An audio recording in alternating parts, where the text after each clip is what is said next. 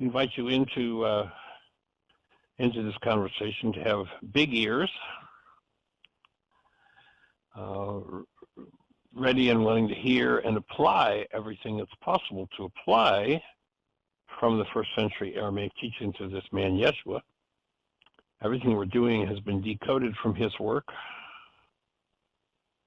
If you think, and I've had several people say, Michael, what a genius piece of work you've done to put that together. It's like, no, it's not a reflection of my genius. I put it together, but I was not the one who came to the point of understanding and how to use the direct use of the tools. So all of the honor and thanks for that goes to the man Yeshua.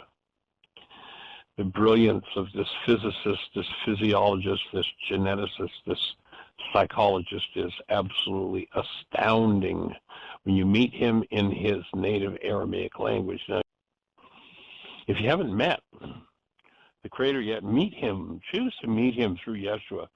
You'll notice that he calls the Creator our Father, not his Father, our Father. And he gives us the attributes of the Creator. Love, period. Someone whose good pleasure it is to take us into, the Greeks translated as the kingdom, but actually in Aramaic, those words that have been translated as the kingdom of God actually translate the community of love. Good pleasure to give it to us. And it's been given to us from minute one. One of the things and recognize that our essence is the same, and that we live in a culture that has become masterful. The most cherishing, so-called loving parents are masters at ripping the child out of the experience of themselves as love, but driving them deeply into insecurity, self-loathing, rage, and fear. And the return to the truth of who we are means that we need to face those moments. And most everyone, when they get down to the brass tacks of it, go back to the most deeply painful moments, and there you find, right there with them, a parent who is not able to function as love themselves. And there's where the offense begins. They talk about you've done something to offend God. God has never been offended. That's just silliness. Love could not be offended. But can we engage in an energy that's other than love and lose our connection to love, break our connection to love? Yeah, we've all done it. And we do that by engaging in energetic patterns that never belonged within us. Those energetic patterns in Aramaic were called sin. Sin, an archery term in Aramaic that simply means off the mark. When you were on the archery range and fired the bullseye and you missed the bullseye, the scorekeeper yelled sin. You're off the mark. How do we find ourselves in hell? We find ourselves in hell by forgetting who we are, by buying into sadness and rage and fear and guilt and pain and drama and trauma. And those energetic patterns are stored right there in our physiology, and our physiology becomes hell.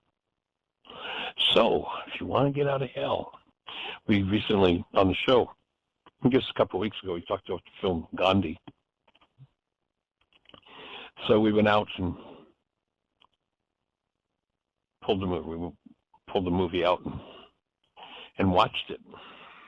And there's a particularly powerful scene. Gandhi, he's sworn to fast to death if he has to stop the violence that he's become a part of by working to rid the India of the British Empire.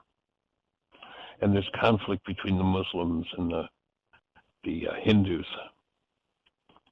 And he's laying on his deathbed. He's laying, he can just breathe. He's on his way out. And this wild-eyed Hindu man comes up to the room where he is, and he's got a piece of bread, and he throws it at God. He says, "Here, eat. I don't want your death on my conscience." Gandhi looks at him like, well, what's going on with you, bud? He said, I'm going to go to hell. And Gandhi says, why? Why do you believe that? He said, today I killed a child. I picked a child up and I smashed its head against a wall and I killed him. Why would you do such a thing? Because they killed my son. And Gandhi looks at him, and Gandhi can hardly speak at this point. And the actor that plays Gandhi in that film is so powerfully amazing in it. And Gandhi says, I know a way out of hell. The man looks at him, and he's like, he's just wild-eyed, crazy looking. He says, I know a way out of hell. And he raises his hand up, and when the man told him he killed a child, he showed him how tall his son was. He said, they killed my son. And Gandhi raises his hand to that level. He says, go and find a Muslim boy about this tall and raise him in love, but raise him as a Muslim. So he's talking to a Hindu man. And there's this hate between the Hindus and the Muslim at that stage. He says, raise him as a Muslim, and you'll find your way out of hell. What does one have to do to find their way out of hell? And your hell might be the person next door, or the government, or your spouse, or your child, or your parent, or the guy down the way, whatever it is. There's a way out. And the way out is to raise yourself as a human being, to choose to function as you were designed to function, as conscious, active, present love, which means that you're going to have to face everything in you that's unlike that. Everything has been born and bred in you through the generations, everything based in hostility or fear, everything that could possibly take you out of the truth about you as love. It's going to surface in you. It's going to be seen. It's going to be felt. It's going to have to be dealt with. It's not Dr. Feelgood. It's not easy. Oh, area code 484. You're on the air. Is this Ellen? Yes, it is. Hi, Jeannie. Hi, Michael. Welcome, young lady. Good to hear your voice. Thank you. I'm calling because I feel like I know I'm in the middle of a great healing opportunity. I've been going through a lot the last month, and it relates to having one of my cats disappear. Ouch. And so it's like there's what I've been really struggling with is, and I have already gained so much insight through through this whole process and seeing all these parallels between things in the past and what's going on now, and finding the thoughts that I really need to let go of. And I'm still like, every time I think, okay, I start feeling better, and then it's like I just don't seem to be able to let go of this cat, and the thought that he might need me, and that if I something in me is telling me you just need to let him go, and then there's another part of me that says, yeah, but and I know it's because I was in this position as a child. What if he needs help? And I just stopped even looking for him. Well, here would be my offering, Ellen, and that is, are you in your highest intuitive, healing, capable self when you're in some form of hostility or fear or degraded energy, or when you are totally connected to love and being? Which state would you call your highest? Oh, obviously when I'm connected to love. If your cat needs support and therefore needs your intuition to tap into where he is, what's going on with him, how you can support him, perhaps in mind only, or perhaps actually show up in his physical presence. Which state would you have the highest guidance to be able to get that together and offer that support? Yeah, I obviously in my that love state, and this is what's been going on with me. I get myself there, and I'm always, because I have his flyers that I put up. I have some in my house, and so I see his picture all the time, and I'm always just affirming how much I love him, sending him my love, picturing him being well, and just trying to connect with him. And I can get myself in a really good space with it and really trust that he's exactly where he's supposed to be right now, and that everything is going to work out just perfectly, even though I have no idea, what that looks like, but just trust that. And I'll be okay for maybe 2 or 3 days, and then then I get a message from someone, because of course I posted him on all the social media as missing. I'll get a message, oh, I saw your cat today, and then I go into this process of getting my hopes up, and then nothing comes of it, and feeling I just keep crashing. And then I have to work my way back up into that good place. And then I hear you. It's been really, powerful. So when I listen to what you've shared with us so far, here's my input. Here's what I hear. I hear that you cherish this animal, and when you get into a really connected space, you're there, you can hold that space, but it brings you to a thought disorder you learned at a time when you needed help and somebody wasn't there for you. Exactly. And your healing crisis looks like you working through the thought disorders you learned.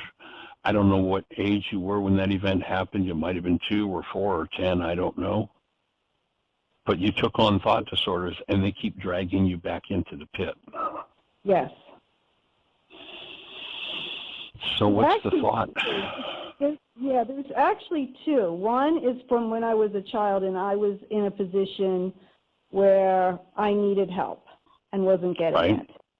And then the other is actually kind of almost on the other side of that, where because I do feel like if I give up on him, like I'm abandoning him. And so the other side of it is that, because I know obviously I didn't abandon this animal, he just disappeared, right? But I was shown a past life experience a couple years ago in which I abandoned my baby. And I was realizing yesterday that the thoughts I'm having about him now, like, where is he? How is he? Like, these are the things that I feel like so much desperation around, that I must have been having those same exact feelings back in that lifetime about my baby that I abandoned. So I see see 2 different real opportunities for me in this that needs healing. Yes. Yeah. Nice work being able to be conscious of that. So then what forgiveness looks like, let's take the context of the early childhood experience where you needed help and there was nobody there for you. And remembering that the forgiveness process looks like when I have a construct in my mind, perceptual construct that's based in some form of thought disorder, some form of hostility or fear, the thing that activates that is a goal. Okay, there's a powerful line in the Course in Miracles that says, perception is a skill made up by us to take the place of what the Creator gave us in creation. So the Creator gave us a life and an experience, and we made up perception. We made up these constructs based in thought disorders. These constructs are reflections of thought disorders. So the thought disorder that you took on, my offering, what I hear, the closest I hear it in that early childhood experience is that nobody's there for me. Yep. Or, and there may be several variations on the theme, I need help Yeah. and there's no help. Yes. So what forgiveness would... I'm helpless. Right. No one, is there to help me. Yeah, all Hopeless. Yeah. Mm-hmm. So you might have several worksheets to do around that. So I'd start looking at, seeing as how that's what's coming up in this situation, you go back and you start looking at, so my first worksheet would be, I'd really like somebody to just be there for me. And maybe there's a lot of, and with the animal missing, very likely there's grief. And the grief would be a reflection of the energy taken on in that early childhood experience where I just wanted somebody to be there for me and there wasn't anybody. And the grief and the loss Exactly. and the, perhaps self-deprecation would be what you'd need to process through. So let's cancel the goal. How about just, I cancel the goal and think of yourself in that situation as a child. I cancel the goal to have somebody be there for me. Mm-hmm. I was just going ahead and doing that. Yeah, well, what comes up is that I can't do it on my own. Yeah, okay. So then the next step, and this would be, when they said to Yeshua, how many darn worksheets do we have to do? Is 7 enough? In Aramaic, he said, no, 77 times 70. So there might be several. So that would be the first, and I'd sit down. This sounds like it's really core stuff and important enough to sit down and do each of these worksheets in writing. So the first one would be the desire for someone to be there for me.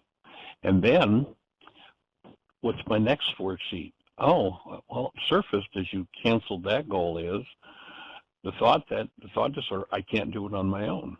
So what would the goal be there? The goal would be to be able to do this, whatever the situation was, to be able to handle it. There's the key word. There it is. The key so word. the next, very big, because I started having all these issues with my hands, and when I really cued in on it, what came to me are these two phrases.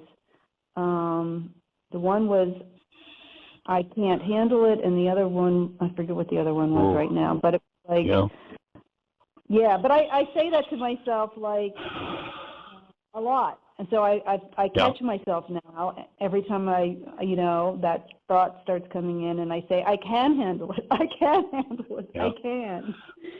But you see, when I try to kid myself, when I try to be in what I call, it's called a disorder or at least a disease that I call premature positive thinking. I can't. But if I'm trying to plaster over a thought disorder that says I can't, then I'm trying to cover the pit that I need to clean out with a positive thought that isn't true at this moment. Or it may actually be true. Gee, here I am. It's now 30 years later. I can do it. But if I still plaster over the thought disorder that I can't, then that thought disorder is like an infection that's going to fester and impact. Did I hear you say you're having trouble with your hands? Yes. What's happening? It's like the circulation. Well, when I go to sleep at night, and this has been going on for years, when I go to sleep at night, they totally fall asleep. It's like I lose all circulation. And I have trouble trying to put them in position. I'm always constantly changing waking up because they've fallen asleep and trying to move them into position where they wake up again and then. Right. Yeah. So then the next worksheet would look like, I cancel my need to be able to handle this. I cancel my need to have the skills. Or it might be I don't have the knowledge, or maybe I'm not smart enough, or I'm not capable, whatever. Ferret out and look for exactly what the goal is in that situation that, in the essence of it at this point would be, I need to be able to handle this. So I cancel my need to be able to handle this. And what happens, remember, when you cancel a goal, let's go back again to that thought from the Course. Perception is a skill made up by us to take the place of what the Creator gave us in creation. So the Creator gave you full power. But if I buy a thought disorder that says I can't handle this, then with that thought disorder, I shut down through my own beliefs that part of my power. It's there.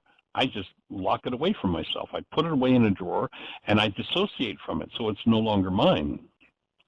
Right. The way I open that up again is to cancel the need. It seems backward, but by canceling the need, what happens is that perceptual construct that's coming from some deep unconscious place in my tissue structure, in this case, literally physiologically, your hands, that's the part of your mind this thought disorder is stored in, you're noticing. When I cancel my need to handle it, that perceptual construct and all the pain that it holds collapses in on itself. And when it collapses in on itself, I can now literally capture the neuropeptides out of the tissue, pull them out of the tissue, decode them. Oh, maybe when I cancel the need to be able to handle this, I'm going to come to awareness that, well, if I don't handle this, I'm going to die. Well, that's how I felt. Or I'm going to be okay. So that would be the next thought disorder. So now, what's the goal when that comes? Say again. I was going to say, in fact, I mean, I think it was like, I don't know, something in me finally like made the decision that I must find a way to stop feeling these feelings that I can't handle, or else I'm going to be in a mental institution and locked away and maybe lobotomized, or I was just terrified that if I didn't find a way to handle this, that something really bad, like I may not survive. So somehow a part of me shut down my whole thing. So we want to open that back up again. You're not going to find any happy stuff in there probably. This is not going to be a Dr. Feelgood process as we're talking about. The healing crisis isn't going to be fun. But as you cancel your goal, literally in this case, I cancel my need to survive in this situation. That's when the perception based on the thought disorder of I'm not going to survive this collapses in on itself. Now I can take the death thought. I can allow the death thought that's in my unconscious, stored literally in my hands, to open, breathe in the presence of it, expose it to love, and dissolve it. Not have to carry that around in my tissue structure any longer. Oh, something else just popped in. I was also shown last summer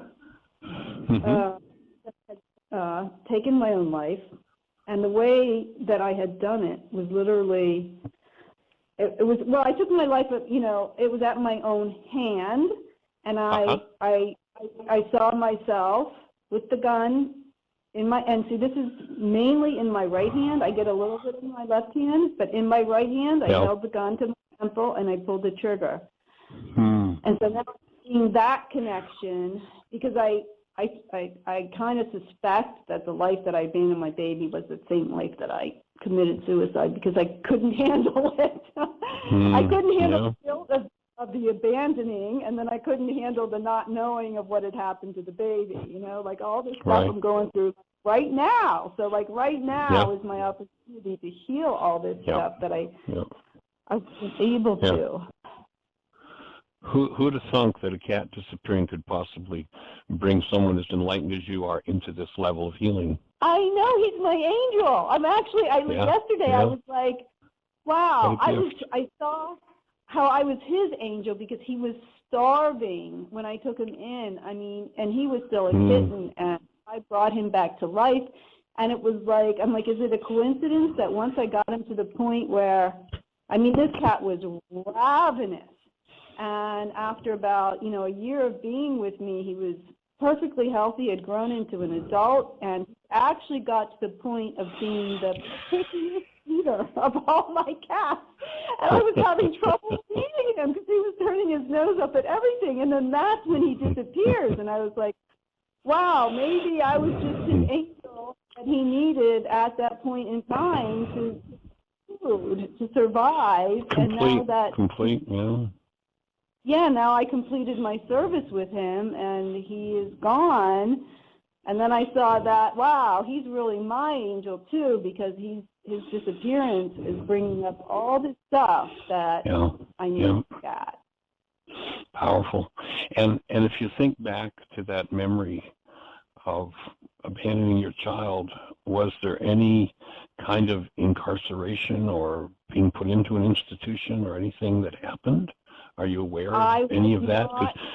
I was not.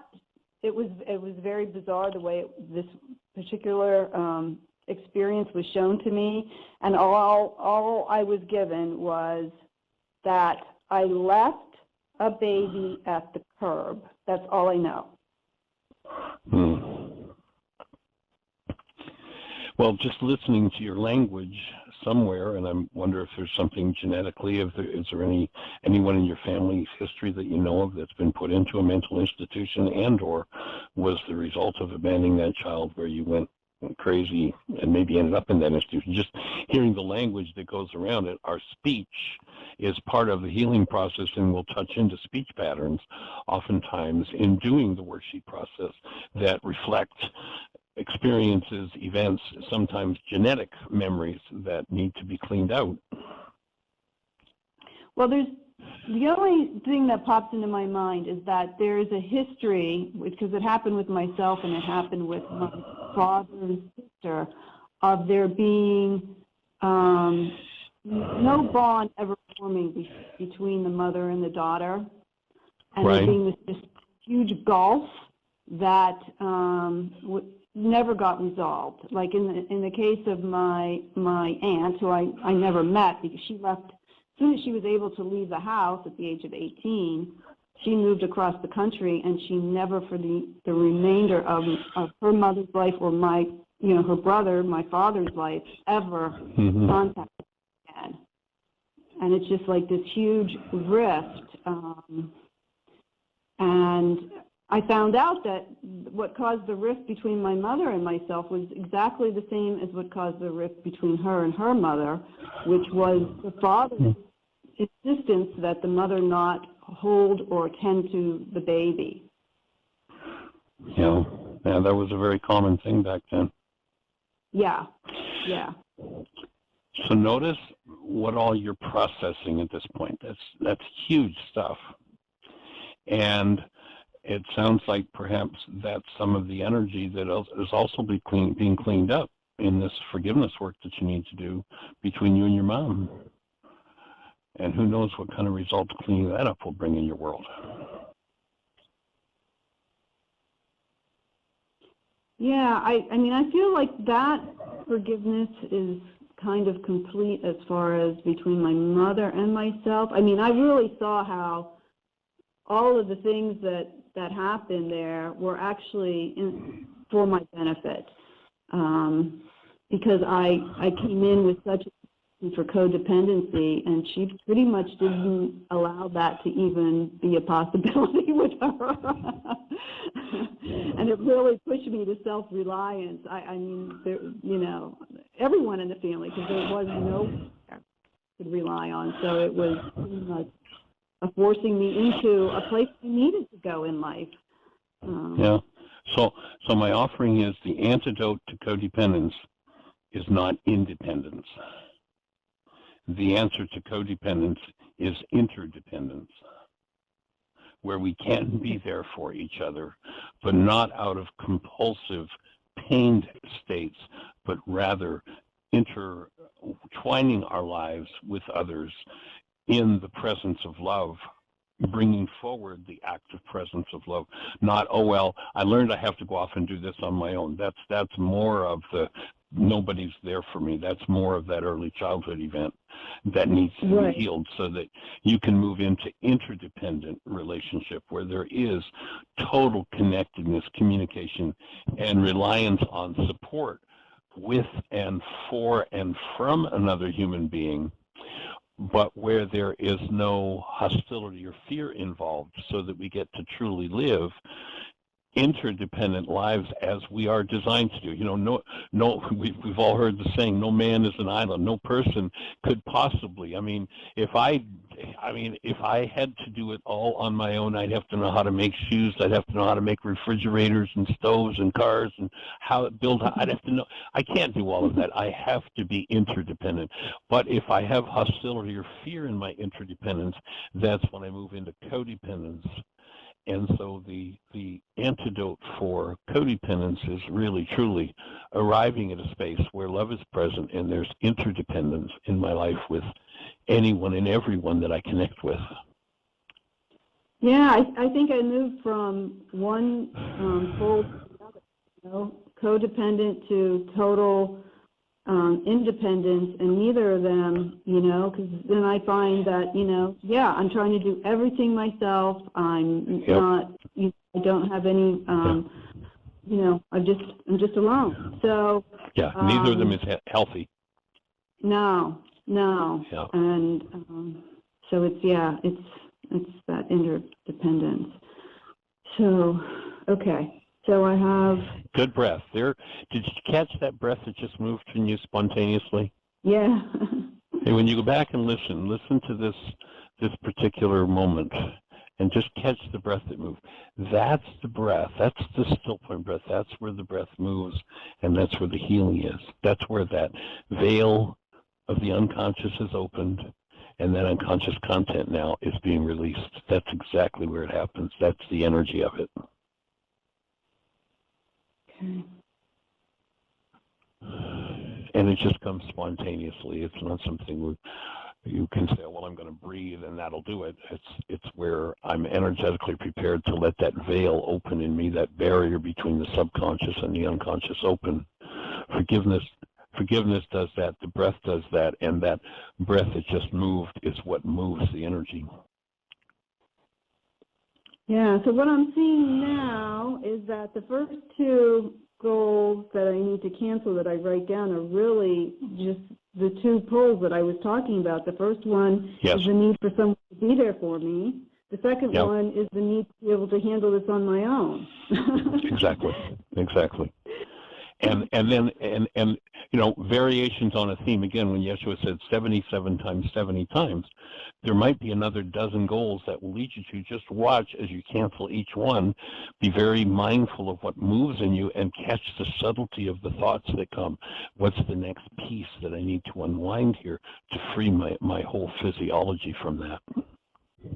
Speak of angels, and angels appear. Hey, young lady. Hi, Michael. Hi, Jeannie. I did want to give you a progress report because I did do some worksheets on canceling those goals that you lined out for me. And so, you know, one of the beautiful things that I've learned in life is that you know, when you really need to know something or understand something, it just pops in. And you know, I was telling you that, I mean, I had tried to do like past life regression stuff years ago, and I just wasn't didn't seem like I was capable of doing it. But then all of a sudden, in the last few years, you know, I was given these two different glimpses. And I had to assume that they were from a past life because they certainly weren't from a current life, or maybe they were, you know, something from an ancestor. I don't know. But and it was just really the summer of 2020, it was June of 2020 when I was given the vision of myself committing suicide. And what that really helped me to see in relation to everything that was going on with what I was feeling as a child and these feelings that I didn't think I could handle, was that the things that were going on that were triggering those feelings were really triggering feelings that weren't just from those things that were going on. This was coming from this lifetime in which I had committed suicide. And No, it made sense because about 10 years ago, I for the first time since I shut all that down as a child, I tapped back into those feelings. And, I had remembered that it was really, really bad, but until I actually went there as an adult and re-experienced it, I couldn't, Right. I mean, it was total obliteration. I mean, it was like, I could only stay there for a moment because it was just like, and I thought, how did I even So intense. survive as a child? Yes, so just blacker than the blackest black you can imagine. And but Well, now when I'm sorry, go ahead. I was just going to throw in the thought that when we're in that denial phase and we just have no tools, no faculties with which to handle and it really is the thought disorders, the feelings are heavy and traumatic, but what needs to be handled and shifted are the thoughts that create those feelings, because feelings are simply a reflection of a neuropeptide hitting a cell and reflecting Right. off as, here's the quality of the creative process, and without tools, man, that's a load. And we've called, the thing that hides those things from us, we've called the divine forgettery. Put this away, I can't handle this. But then as you're strong enough, you get to start to open it again. And that's just like so awesome that you've lived your life in a way that you've headed back to that where you've acquired the tools and you're ready to handle it. Like, what a gift to your bloodline that is. Right. Yeah. And I had a big aha, which is exactly what you're saying. Last night as I was laying in bed because I saw that, yes, I did feel like I was going to die if I wasn't going to get help with my feelings, then I had to shut it all down or I was going to die. And I saw Yep. the association that my mind made between those feelings and my having committed suicide. And so there's Right. this association between those feelings and death. But Yeah. then I had the big aha, which is, wait a minute. It wasn't the feelings that led to my suicide. It was my thought that I could no longer live with those feelings led to my Yep. suicide. That's it exactly. And yeah. So I immediately, And suicide is resolvable. Yeah. It's resolvable. We've had workshops. We were in Hawaii several years ago, and we did a series of workshops at Unity of Diamond Head. It was a week-long series, and we were going to be on several of the other islands. And the church had such a response, they contacted us knowing we were still in Hawaii and said, hey, while you're here, would you come back and do another week of workshops? We don't usually do that. So about 6 weeks later, we did another series at the same Unity of Diamond Head. It was difficult for us because, it was then it's February, and we had to stay in Hawaii for an extra 2 weeks in February. That was really, instead of coming back to the Northeast. But anyway, that week, the Sunday, we had 3 different people show up that said to us that that when they were there 6 weeks earlier on the Sunday, that they were planning their suicide. And all 3 of them were like, oh, I understand. It's gone. I'm so glad I'm alive. Now, they still had work to do. In fact, one of the people, I think, Jeannie, you probably worked with him for about another 2 years, right? And then they didn't kill themselves because it's those 5 disorders that create such pain and hopelessness that all they have to do is be forgiven, and boom, we're free of it. But if people don't have the tools, and that's why our commitment is, how are we going to make this available to every mind, heart, and being on the planet? Because there's so many things that can just be worked through if people have the tools to do it. Mm-hmm. So congratulations for opening that window a little wider. There's a line in the Course of Miracles that says, millions yet unborn will benefit from the work you do. And that opening you created is huge. And it not only impacts you and your bloodline, but it impacts anyone on the planet with those same issues. You open the energy window a little wider for any and everybody who's got those thought disorders, to clean them up, to bring them to love and heal them. Yeah. Wow. So nice work. So That's awesome. Thank you. So my question is this. So once I uncovered that, and I immediately asked the Holy Spirit to remove this thought from my mind, and this association between those really intense feelings and death. Right. And so, and something you said yesterday really was so key for me, because I knew that I had repressed all those feelings, right? And since I have been doing this work on myself, I've been saying, "Wow, I'm willing to feel those feelings. I'm willing to feel those feelings." But yet there was obviously this part of my mind that was like, "No, it's going to lead to your death. You cannot." Yeah. And so now that I see that, oh wow, it wasn't the feelings that killed me; it was my thoughts about the feelings. Yep. So now, exactly. yeah. So what happens now? I mean, so now I would assume that part of my mind that was so unwilling to allow those feelings to come forward and be felt. I mean, is that now going to allow me to do that? And is there something I can do to? Well, notice you've been doing it. Notice the lightness in your voice today compared to yesterday. You've moved a giant amount of work. And, if you've listened over the years, one of the things that I'll say on occasion is the skill we're inviting people to develop is the ability to literally reach into their own cells, recapture the neuropeptide. Remember, we've talked about, in the cell biologist laboratory, they've shown us that when you think a thought, the thought produces this molecule, neuropeptide. Neuropeptide circulates around in the structure till it finds a cell with a receptor site that matches. It lands on the cell, and when the neuropeptide lands on the cell sends out a warning signal, or the cell sends out a beauty signal. It's like, oh man, that thought feels so good. I just feel so awesome with that.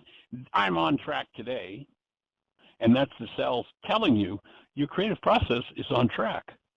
Or if it's a disintegrative neuropeptide, as it's entering the cell sends out, they say, oh my God, don't do that again. No, no, no. The cell's telling you the quality of your creative process. We are creators. And what most people do is they buy into the generational patterns, the thought disorders that are already there, and live their lives in a way, a fifth of scotch, never hurt anybody. Of course, you look at the statistics of what goes on with alcohol, and that it's still an acceptable thing. In fact, it's promoted in our culture, and kids go off to college to learn how to chug beer by the gallon. I mean, it's crazy, but that's our culture, and that's because, and that's promoted, and that's allowed because there's so much pain and trauma that people are carrying around. They want to be anesthetized. Mm-hmm. They have no tools to process through that stuff. So the skill to develop is the ability to reach back into our own cells, pull the neuropeptide out, literally take that traumatic thought that might be 3 generations old, pull it out of the cell, decode it, know exactly what it is. Oh, this is from, suicidal, homicidal. Oh my God, look at this. And to forgive. And how do you forgive? You recognize that physiology holds these thought disorders. Mm-hmm. The flip side of the coin, you're looking at heads and tails on a coin. They're the same coin. The flip side of the physiological trauma or disease in a cell is perception based on that content being resonated. Oh, I hate, or I fear, or I whatever. Perception and physiology are flip sides of the same coin. So when there's pained perception, there's a disease process and disease energy moving in my cells. So when that disease energy comes up, I breathe. I recognize that something's driving that perceptual content to be used at this moment. The something is a goal. When I cancel the goal, the perception collapses in on itself. In other words, now I'm right into that disintegrative energy in the cell. And when I stand in willingness and I develop a skill, I'm reaching in, I'm pulling that energy out of the cell, I'm looking it square in the eye and bringing it to the presence of love. I now know what it's about, although knowing what it's about is not a requirement. Cognitive awareness is not a requirement. Processing the energy is. So even if I don't know what that trauma is about, I can let it come forward. I can breathe. I hold to, you look at step 4 in the worksheet. I'm going to tap into conscious, active, present love. And healing happens when something locked in the cell or reflecting as perception is allowed to come forward directly. When there's disintegrative content in the cell and a goal activates it, what happens is whatever my object of attention is, my mind will massage that disease content in my cellular structure into a picture of somebody else. And I'll say, look what you're making me feel. Now, once I recognize that's what perception is, that's what projection is, then I can cancel the goal that's driving that whole process. And now my awareness collapses right back into the very cell where that disease energy is stored. And instead of experiencing it by projecting it into my brain's image of someone else, which means I'm in an indirect relationship with it, by collapsing into it, I come into direct relationship with it. Now, it can be horrifically traumatic, but if I'm at step 5 in the worksheet where I've canceled the goal, love is present, and maybe, I recognize, like you did yesterday, I need some support with this. So I'm bringing other people in my community in to hold the space, and it doesn't matter where we are. Bob down in Australia might be the one who was holding the space so powerfully that gave you just that little extra boost to move through what you moved through yesterday. It's the presence of active love when we bring something directly out of the cell instead of indirectly through projection, bring it out of the cell and expose it to love, and that's where its dissolution takes place. And that's why yesterday I suggested, okay, so there are several variations on a theme. There are several worksheets that you may do around this, and there'll be others that you'll uncover as you do it. Surely something this deep is going to have many tentacles to it. Mm-hmm. And so that's why I suggested, so look at this goal, look at this goal, look at this goal, and whatever others you uncover, be conscious of them. And each time you cancel the goal, the pained perceptual construct that comes out of the cell collapses back into the cell. And when I bring love to what's in the cell and the content that's there directly, it's like I'm shaving it off. I'm weakening its presence in my structure. The core of healing, when love is conscious, active, and present. And I'm not talking about the sappy, sexual, I love you kind of love. I'm talking about a human being created as love is conscious in this moment in their own physiology, or somebody in the space is conscious as present, active love. When that occurs and that which is in the cell is allowed to come forward directly and the two meet, that which is of a disintegrative nature begins to dissolve in the presence of love. Literally, dissipate and disappear. And, we've watched people, and it can take time. We've watched people who had a major issue. Man, this has been going on in my life for years. Every time it comes up, I go into terror and trauma. And here I am 2 weeks later, and this comes up, and gee, it just happened again. And I look and I go, oh, well, so what? Well, why was I so upset before? Because I had dissociated, pained content in my structure that I hadn't worked through. When I resolve it, it's just another event in life. Yeah, nothing to it. But when there's unresolved mind energy of a disintegrative nature held in the cell, that thing, when it's resonated, it screams and yells with its pain and its trauma. Does that make sense? Yeah. So probably the next layer of thought disorders to uncover would be the ones that, created those feelings in the first place, which, I've uncovered that, it wasn't the feelings that killed me. Right. But then there right. were those feelings, because I know right now what came to me is, okay, obviously I've had a goal since I was a child that I need to get rid of those feelings, so I got to definitely cancel that goal. Right.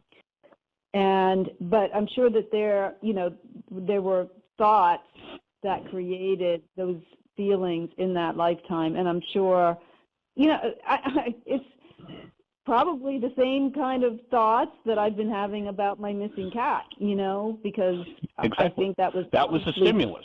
As I said yesterday, who'd have thunk it? Your cat leaving gave you the opportunity to go back and deal with some of the deepest, most traumatic things in your childhood, and to uncover what at least your mind was showing you were past life dynamics of great trauma. I mean, and for me, that's just documentation of the thesis that we keep offering to people. While you're holding disease energies, the purpose of life is to kick you in the limitation, to come along and resonate exactly what it is that you need to work through, bring it to the surface. When it starts to come to the surface, people do one of two things. They deny ownership of it. No, this isn't mine. Harry did it to me. Now that content is used and massaged to make a picture in their brain, a construct called perception about Harry, and see Harry's the problem in my life. Now that I'm taking that content from my cells, that disease energy that's mine, and putting it into massaging it so it looks like and it shows up in my mind as Harry, I'm in an indirect relationship with that. I feel it, but I only see it through my brain's image of Harry, and I think it's actually Harry's. Where resolution comes is I have to come into direct relationship with it. And I do that by, and to me, this is just such a genius piece of information that Yeshua gave us 2,000 years ago. I wish I discovered this. I didn't. Cancel the goal. The goal is driving the perception. My picture, my brain's image of Harry collapses in on itself. Now I go to the core thought disorder. And you touched into 2 or 3 major thought disorders yesterday. I can't handle this. I can't live through this. This is going to kill me. That's what I need to literally de-energize, process out the energy of that. And remember, our definition in this work of process is the ability to keep love conscious, active, and present when something less than love comes up. Mm-hmm. So if I have a perception about some object of attention, there's a disease in my cell. That's the tail side of the coin. The head side of the coin is, Harry is the problem in my life. How do I get rid of that picture that Harry's the problem in my life? I cancel the goal. Now I'm back in direct relationship with that energy. And if I hold to present love, or somebody's there to support me and hold to present love, I melt that energy away and it's gone. That's forgiveness. Yeah, and I guess the one distinction I would make for this, what I'm working through presently, is that Harry, there's no Harry. It's me. Yeah. Well, and we're in the Aramaic language, when they say you have to hold a space or have Rachma for neighbor, in Aramaic, you are your own neighbor. Okay. Neighbor's anybody that you think about. So you're holding love present for yourself, and the self, Yeshua talks about 2 of us involved in our lives. It says, in order for you, and we could add to that being, to live, you, non-being self, have to die. There are 2 of us in there. And the non-being self, he says, has to die. That's what needs to be dissolved or processed through in order to be free of it. The self that I made up. Exactly. The one that was made up out of the pain and what was unresolvable and unhandleable and was modeled by your power persons. And as you take each piece of that, you shave off, you weaken another field that emanates from brain cells that holds trauma or pain, and you get to the point where your physiology can't produce trauma and pain because there's none left there. You know, people say, I'm upset because of this. Nobody's ever been upset because of this. People have been upset because in them there's upset, and they can make the upset about any this in the world. Right. Or know this in the world. They can make it about anything. The truth is, nobody's ever been upset. Nobody's ever been angry. Nobody's ever been frustrated with anybody else ever in their lives. All there is, oh, I have anger or frustration or upset in my mind, and I pretend, and this is denial, I pretend that it's about that. When I get back to the truth, the reason I'm experiencing it is because it's in me. When I stop telling myself these silly stories about it being everybody else, and I begin to cancel the goals that cause my mind to show me it's about everybody else, that's when I get to process through it. And that's the skill we're working to develop with people and support people in having. And that you did so beautifully yesterday. That was powerful to be part of it.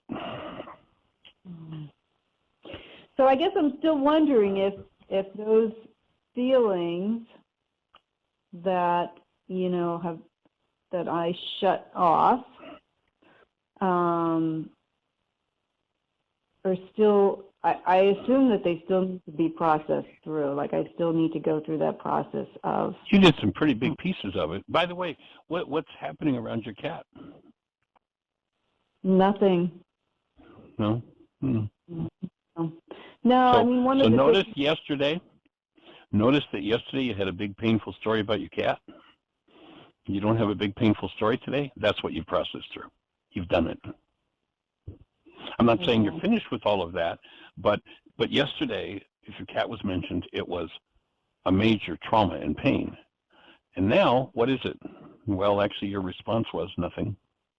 I mean, that doesn't mean to say you're happy your cat's gone. Doesn't mean to say you couldn't go, oh, I miss my cat or whatever. But notice that the amount of pain that you've processed through as a result of canceling the goals that you had. That's how forgiveness works. Yeah, and I recognize that this thinking that I had to know, right? I wasn't going to survive unless I found out, like, what happened to him. That wasn't actually a need, it was a want, and that I could live without knowing, and that what was shown to me so beautifully, like when I received those past life visions, was that when I needed to know about them, like when I tried to do it thinking, oh, I would like to know, I didn't get anything. But when I needed to know, when it would be helpful to me to know in order for me to move forward, they just popped in. So that taught me that when I need to know, I will know. And so if I don't know, then that means I don't need to know. And so it's helping me to accept that I don't know. And you can trust it. Right. Yeah, beautiful. Yeah. Well, that is an awesome piece of work, young lady. Yeah, thank you. Millions so much. yet unborn will benefit from that. Millions. Yeah, and I saw how, wow, I never had really made that connection until we were on the phone yesterday, that the connection with my grandmother and her daughter. Now, her daughter didn't just disappear. I mean, she left home at the age of 18, but she never found out where she went. She never spoke to her again, ever. She literally disappeared. And same thing with my father. So she was having those same kind of feelings. My father, her brother, was also never, spoke with her again. Now, one of his cousins, and as far as I'm aware, neither of them ever spoke of her. And so I didn't know if there was ever, any search for her or anything like that. Right. But, or any resolution, Well, yeah. Well, what I did, I think it was about 40 years ago, one of my father's cousins apparently had been looking for her, and he found her out in San Francisco. And so, and then I guess he tried to talk, to ask her to call her mother, because she was, already like 85 at that point. And I guess she just refused to contact anyone. Yeah. It is like kind of mind-blowing to me. How do you walk away at the age of 18 and just never? You do that because you're carrying a lot of what seems to be unresolvable pain, and you've projected that pain into your brain's image of that person you're walking away from. And to go back, I can understand it from her side. To go back to communicate with her mother means that, everything that she's been able to hide from herself and not deal with is going to come back in her face. And it's too much. Yeah. So I can understand why she'd say, no, I'm not going to do that. Because, just the thought of opening that communication would move that whole mass of data literally stored in her structure, creating disintegrative energetic patterns in tissue. But to bring that forward and start to look at it, and I have no idea what the history was, whether there was actual, whether there was actual damage done to her by mom. Maybe mom was, an abuser. Who knows? Or maybe nothing ever happened that was factual, but, if she brought that kind of trauma in and through her denial project into her brain's image of grandma, like she wouldn't want to ever talk to grandma again. Yeah. Or mom again, because, it would mean I'd have to open that bag of worms and start to deal with it.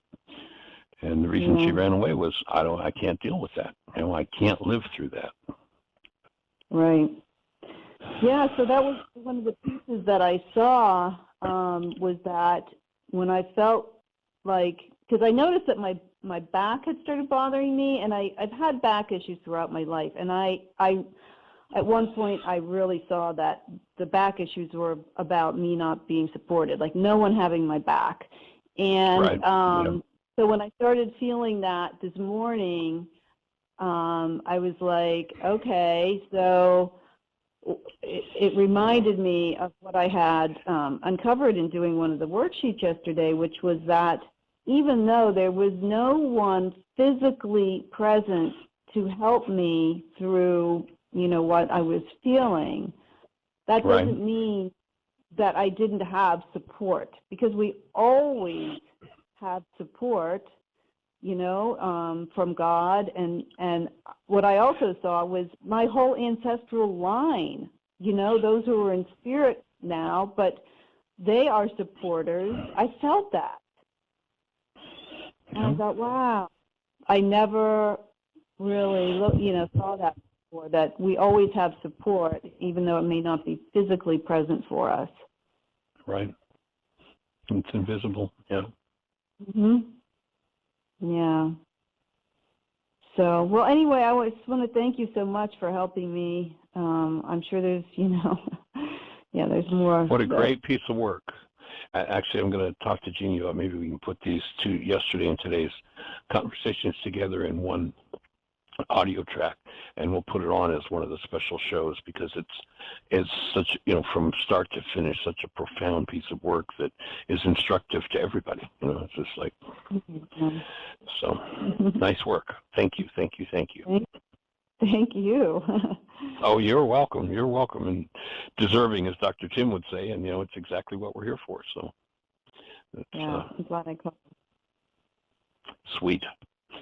Well, anything else on your mind for today, young lady?